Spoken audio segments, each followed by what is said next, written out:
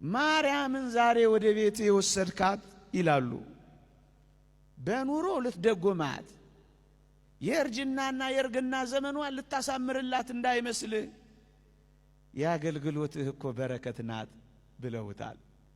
ማርያምን በእናትነት የሚወስድ በረከትን ይወስዳል። ድንግልን ተቀብሎ የሚሄድ ብቻውን አይሆንም። ለዚህ ነው ወገኖቼ አንድ ሊቅ እጠብቃት ብሎ ወስዶ ተጠበቀባት ብሎ የተቀኘው እኮ ለዚህ ነው ወገኖቼ።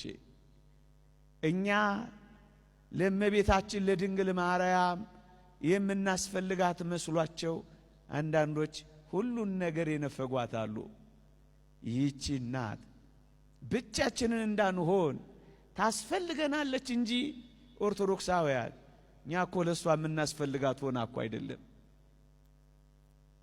ለዚህ ነው እጠብቃት ብሎ ወስዶ ተጠበቀባት ያሉት። እንደውም አንድ አምብሮስ የተባለ ሊቅ ይሄን ጉዳይ በጥልቀት ሲመለከት ምን ይላል? በጣም ይደንቃል። ከወንጌላት ሁሉ መጨረሻ የተጻፈው የቅዱስ ዮሐንስ ወንጌል ነው ይልና እንዲህ አይነት ጥልቅ ትምህርት፣ እንዲህ አይነት መራቀቅ፣ እንዲህ አይነት ሰማያዊ ጉብኝት፣ እንዲህ አይነት መረዳት ከየት አመጣ ቅዱስ ዮሐንስ ብሎ ይጠይቅና ብቻውን አልነበረም ከማርያም ጋር ስለሚኖር ነው ይላል። ከሷ ጋር የሚኖሩ ጥልቅ የሆነ ትምህርትን ያገኛሉ ምእመናን። መላእክት የሚማሩባት ትምህርት ቤት ናት። በሷ ውስጥ የተሰጠው ጸጋ ተዝቆ የማያልቅ ጸጋ ነው። ለዚህ ነው ኋላ ቢጻፍም እንዲህ በጣም የሚገርም የሆነው ከቅድስት ድንግል ማርያም ጋር በመኖሩ ነው ይላል። ብቻውን አይደለማ ምስጢር ይገለጽለታል። ብቻውን አይደለማ ዕውቀት ይፈስለታል። ብቻውን አይደለማ በበረከት ይጎበኛል። ብቻውን እንዳይሆን ወሰዳት። ኦርቶዶክሳውያን ብቻችንን እኮ አይደለንም። ወደ ልባችን፣ ወደ ቤታችን፣ ወደ ሕይወታችን፣ ወደ ኑሯችን፣ ወደ መቅደሳችን፣ ወደ ምስጋና አውዳችን፣ ወደ ትምህርታችን፣ ወደ ማህሌታችን ይዘናት ገብተናል። ብቻችንን አይደለንም። መጀመሪያ መምህሩ ነበር የወሰዳት። ታስታውሱ ከሆነ መጥምቀ መለኮት ቅዱስ ዮሐንስ የወንጌላዊው ቅዱስ ዮሐንስ መምህር ነው። ወንጌላዊው ቅዱስ ዮሐንስ የመጥምቀ መለኮት ተማሪ ነው።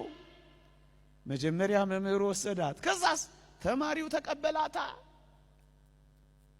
ከአባቶቻችን የተቀበልናት ጸሎታችን ማርያም ማርያም ማርያም እኮ ናት። እውነተኛ መምህራን ለተማሪያቸውም የሚሰጧት ስጦታ ይህች አስደናቂ ቅድስት ድንግል ማርያም እኮ ናት። መጀመሪያ መጥምቀ መለኮት ወሰዳት። ታስታውሳላችሁ ገና በጽንስ እያለ። ከዚያስ ነባቤ መለኮት ወሰዳት። ነገሩ እንዲህ ነው የሚቀባበለው ወገኖቼ። ትውልድ ማለት እንዲህ ነው። እየተቀባበለ የሚዘምረው፣ እየተቀባበለ የሚያስተምረው።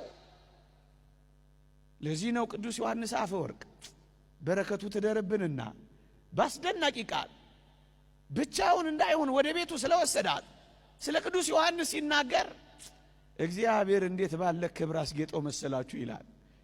ዮሐንስን የተጌጠው፣ ዮሐንስን የከበረው። አዎ እንዴት ባለ ክብር አስጌጠው መሰላችሁ?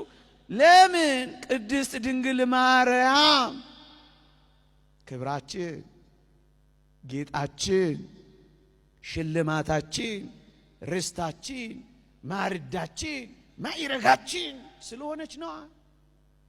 የአዲስ ኪዳኗ ክብርና ጌጥ ይህቺ ቅድስት ድንግል ማርያም እኮ ናት ወገኖቼ።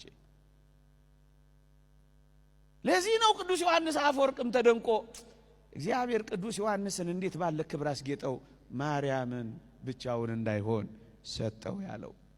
ምእመናን ይህችን ቅድስት ድንግል ማርያምን የሚወስድ ጸጋን ሁሉ ይወስዳል። ምክንያቱም ጸጋን ሁሉ የተመላች ናትና።